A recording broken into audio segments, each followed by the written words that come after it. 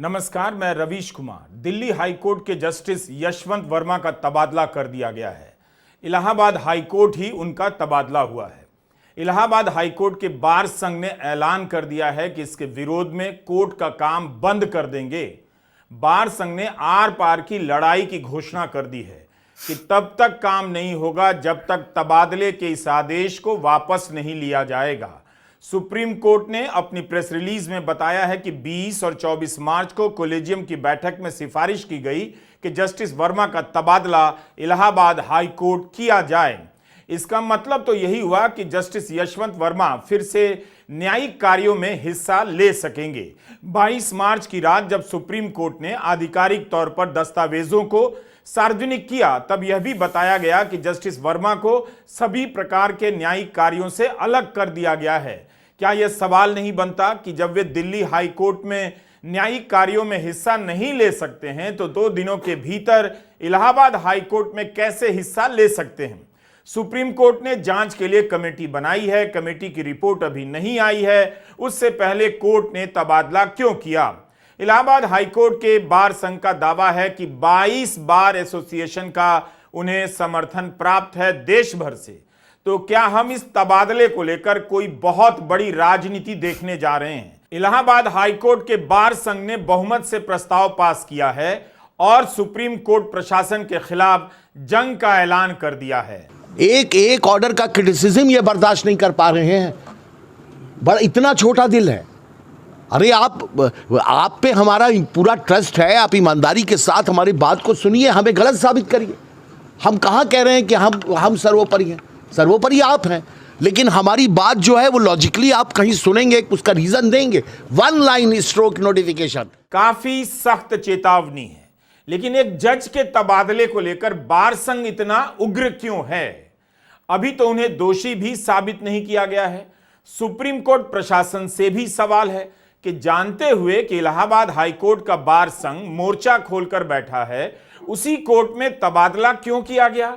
एक दिन पहले तक सुप्रीम कोर्ट की तारीफ इस बात को लेकर हो रही थी कि पारदर्शिता बरती गई है। अब फिर से संदेह और सवाल उभरने लगे हैं। इलाहाबाद हाईकोर्ट का बार संघ मांग कर रहा है कि इसकी सीबीआई जांच हो। चीफ जस्टिस से मांग की गई है कि वे भारत सरकार से कहें कि जस्टिस यशवंत वर्मा के खिलाफ महाभियोग की प्रक्रिया शुरू की जाए, इंपीचमेंट शुरू हो। इसका मतलब है कि जस्टिस यशवंत वर्मा को लेकर राजनीति और आरोप प्रत्यारोप अभी लंबा चलेगा। सुप्रीम कोर्ट की कमेटी और जांच पर फैसला आने से पहले राजनीति से माहौल बना दिया जाएगा कि इस मामले को देश कैसे देखे। बस याद रखिएगा कि गोदी मीडिया का ट्रैक रिकॉर्ड क्या है। अभी आपने रिया चक्रवर्ती और अभिनेता सुशांत सिंह राजपूत के मामले में गोदी मीडिया का रोल देख लिया। उस समय किस तरह की राजनीति हो रही थी यह भी देख लिया। बेशक बहस होनी चाहिए और नोट वाली बात पर सब कुछ साफ साफ बहस में आना चाहिए, लेकिन जब राजनीति समय से पहले इस बहस में कूद जाए तो सतर्क भी हो जाना चाहिए। गांव गांव में यह बात फैल तो गई है कि एक जज के घर के स्टोर रूम से नोटों का बंडल मिला है, जलते हुए नोट पाए गए हैं। इस वीडियो को देखकर लोग अचरज में जरूर हैं कि जज के घर में इस तरह से नोट, इस स्टोर में नोट आया कहां से, कौन लेकर आया, कितना लेकर आया, ये सब जांच से तुरंत सामने आना ही चाहिए। इन सब की जांच भी हो रही है। पिछले 6 महीने में जस्टिस वर्मा ने किस किस से बात की, इन सब की कॉल डिटेल भी खंगाली जा रही है। सुप्रीम कोर्ट ने अपने दस्तावेजों में यह नहीं बताया है कि नोटों से भरी कितनी बोरियां बरामद हुई हैं, कितने नोट मिले हैं, कितने जले हुए नोट मिले हैं और कितने सही सलामत नोट मिले हैं। अब यह सवाल इलाहाबाद बार एसोसिएशन से भी पूछा जाए कि 15 करोड़ रुपए होने की बात उन्हें कहां से पता चली। यह भी जांच का विषय होगा कि घर में आग नहीं लगी, लेकिन कैंपस के इस स्टोर में आग लगी, कैसे लगी? क्या आपको इस वीडियो में साफ साफ नोट दिखाई दे रहे हैं? ये नोट असली हैं या नकली? क्या इसकी जांच नहीं होनी चाहिए? किसी ने यह नहीं पूछा कि नोट जलने का वीडियो दिखाया जा रहा है, वहां से पुलिस ने कितने नोट बरामद किए, यहां से उठाकर नोट कहां रखे गए, कहां जमा कराए गए, फोरेंसिक जांच के लिए भेजे गए हैं, इसकी जानकारी हिंदी में लिखे पुलिस नोट में नहीं मिलती। सुप्रीम कोर्ट ने जो रिपोर्ट जारी की है उसमें हर जगह यही बात आती है कि उन्हें नोट जलने का वीडियो दिखाया गया। इस वीडियो की लाइटिंग पर गौर कीजिए, क्या यह खराब या कमजोर नहीं है? आग बुझाने गई टीम के पास क्या कमजोर टॉर्च था? रोशनी की बेहतर व्यवस्था नहीं हो सकती थी? फोन में या फोन के वीडियो में पूरे कमरे की रिकॉर्डिंग नहीं हो सकती थी? इस तरह से क्यों नहीं दिखाया गया ताकि पूरा कमरा नजर आए, जबकि वीडियो में एक फोन भी दिखाई देता है? हमारा सवाल है कि यही एकमात्र क्लिप है या कई फोन से वीडियो रिकॉर्ड किया गया है, कुछ क्लिप जारी नहीं किए गए हैं। कहा जा रहा है कि 3 बोरी नोट बरामद हुए हैं, लेकिन 3 बोरी की बात तो सुप्रीम कोर्ट के किसी दस्तावेज में नहीं है और ना इस वीडियो से साफ होता है कि यहां 3 बोरियां हैं और 3 बोरियों में नोट मिले हैं। पुलिस ने अपनी रिपोर्ट में कहा है कि 3-4 अधजली बोरियां मिली हैं, तो उनका वीडियो कहां है?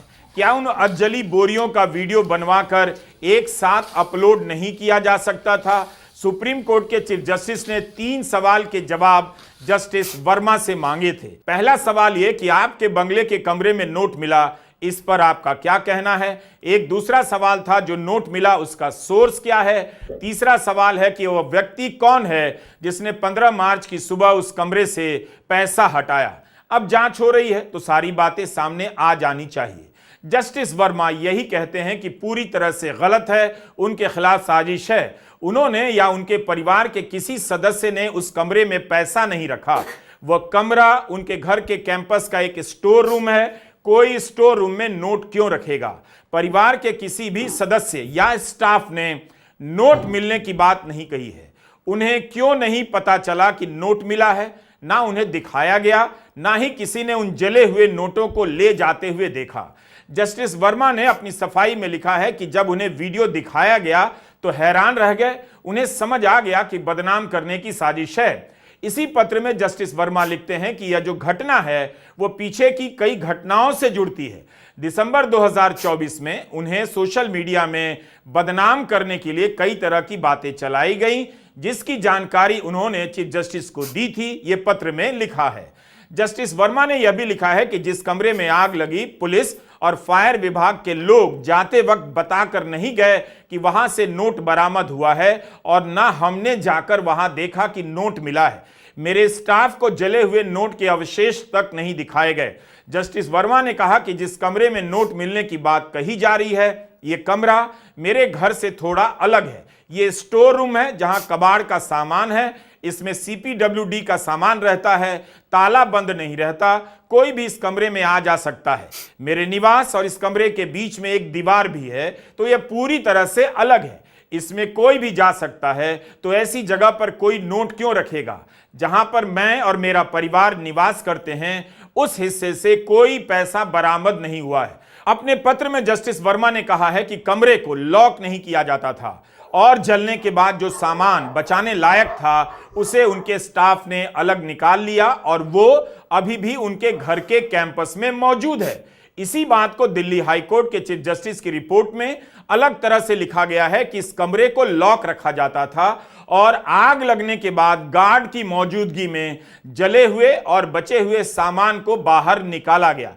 चीफ जस्टिस के पत्र में उनके रजिस्ट्रार कम सचिव का एक बयान भी है। इसमें वे बताते हैं कि आग लगने की घटना की अगली रात यानी 15 मार्च की रात वे मौके के जायजे के लिए जस्टिस वर्मा के घर पहुंचे। ऐसा करने का आदेश उन्हें दिल्ली हाईकोर्ट के चीफ जस्टिस ने ही दिया। रजिस्ट्रार लिखते हैं कि मुझे बताया गया कि कमरे को खुला रखा जाता था और कोई भी इसमें आ जा सकता था। मैंने देखा कि कमरे में काफी अंधेरा था। हमने अपने फोनों की रोशनी में कमरे का जायजा लिया और देखा कि कमरे की दीवारें काली पड़ चुकी हैं और उनमें दरारें आ गई हैं। कमरे की छत से कुछ लटक रहा था और कमरे में इधर उधर जला सामान पड़ा हुआ था। नोटों के जलने का वीडियो जितना गंभीर है उतना ही गंभीर है जस्टिस वर्मा और चीफ जस्टिस का जवाब। अगर आप जस्टिस वर्मा के जवाब की नजर से देखें तो यह मामला काफी सीरियस लगता है। क्या हाईकोर्ट के किसी जज को इस तरह से फंसाया जा सकता है? इस वक्त कुछ भी साबित नहीं हुआ है। सुप्रीम कोर्ट की कमेटी जांच कर रही है। नोटों का यह वीडियो केवल कमरे का है। क्या इस नोटों की राख को या कथित रूप से आग लगने के बाद निकाली जा रही बोरियों का वीडियो नहीं होना चाहिए? यानी जब इस कमरे से निकालकर ले जाया जा रहा होगा तो क्या उसका वीडियो नहीं होगा? क्या ऐसा भी कोई वीडियो है? किसी जज के घर से नोट मिलेगा तो उसकी सही तरीके से वीडियो रिकॉर्डिंग क्यों नहीं कराई जाएगी? ऐसा कैसे हो सकता है? क्या इस तरह से नहीं लिया जाना चाहिए था जिससे स्थापित हो जाए कि यह कमरा जज के आवास का ही हिस्सा है? क्या इस घटना से जुड़े और भी वीडियो हैं जो सार्वजनिक नहीं किए गए हैं? अब सुप्रीम कोर्ट को जस्टिस वर्मा के घर का भी वीडियो जारी करना चाहिए ताकि जनता देख सके कि उनके घर और स्टोर वाले कमरे के बीच कोई दीवार थी या नहीं। क्या वहां कोई भी आ जा सकता है? सुप्रीम कोर्ट की जांच कमेटी की रिपोर्ट का इंतजार किया जाना चाहिए। सुप्रीम कोर्ट की वकील इंदिरा जयसिंह ने एक संपादकीय ट्वीट किया है। यह संपादकीय लीफलेट नामक वेबसाइट पर लिखा गया है।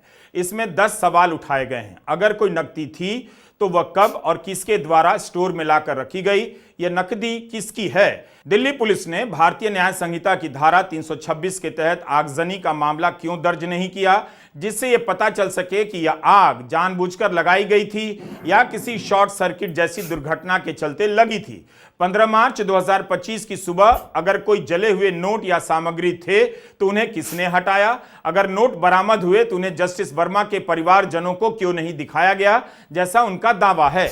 बरामद किए गए जले हुए नोट कहां हैं? क्या उन्हें जब्त किया गया? अगर नहीं तो क्यों नहीं? यह वीडियो किसने रिकॉर्ड किया है? स्टोर हाउस में प्रवेश और निकास के सीसीटीवी फुटेज कहां है? जब से जस्टिस वर्मा के घर के कैंपस में स्टोर से नोटों के जलने का वीडियो सामने आया है, यह सवाल उठ रहा है कि सरकार इस न्यायपालिका को अपने नियंत्रण में लेने के अवसर के रूप में देख रही है। कोलेजियम को लेकर बहस चलाई जा रही है कि जजों की नियुक्ति कैसे हो रही है, पारदर्शिता नहीं है, इसलिए भ्रष्टाचार है। इस पर फिर से बहस की जरूरत है। ऐसा कुछ अलग अलग तरीके से कहा जा रहा है। हरीश साल्वे, महेश जेठमलानी, मुकुल रोहतगी जैसे वरिष्ठ वकीलों ने अलग अलग तरीके से कहा है कि कोलेजियम ठीक नहीं। नोटों के बंडल मिलने के बहाने क्या न्यायपालिका में दखल देने की भी तैयारी है? इसमें वे सत्ता पक्ष के नेता और नेता प्रतिपक्ष से मिल रहे हैं और सुप्रीम कोर्ट की तारीफ करते हुए नेशनल जुडिशियल अपॉइंटमेंट कमेटी एनजीएसी की वकालत करने लग जाते हैं, जिसे सुप्रीम कोर्ट ने ही असंवैधानिक करार दिया था। क्या यह बहस इसलिए चलाई जा रही है ताकि न्यायपालिका की जो भी स्वतंत्रता जिस भी रूप में है उस पर धावा बोला जा सके? चीफ जस्टिस संजीव खन्ना का बचा हुआ कार्यकाल और उनके बाद होने वाले चीफ जस्टिस का कार्यकाल इस बहस के हिसाब से काफी महत्वपूर्ण होने वाला है। न्यायपालिका की समस्याओं पर सरकार चिंतित है। सरकार के राजनीतिक समर्थक चिंतित हैं। इस चिंता की भी अपनी राजनीति है। आपको याद है, अभिजीत गांगुली ने कोलकाता हाईकोर्ट से इस्तीफा दे दिया और बीजेपी में शामिल हो गए। उसके बाद लोकसभा का चुनाव लड़े, जीत भी गए। तब किसी ने नहीं कहा कोलेजियम को लेकर बहस करने की जरूरत है।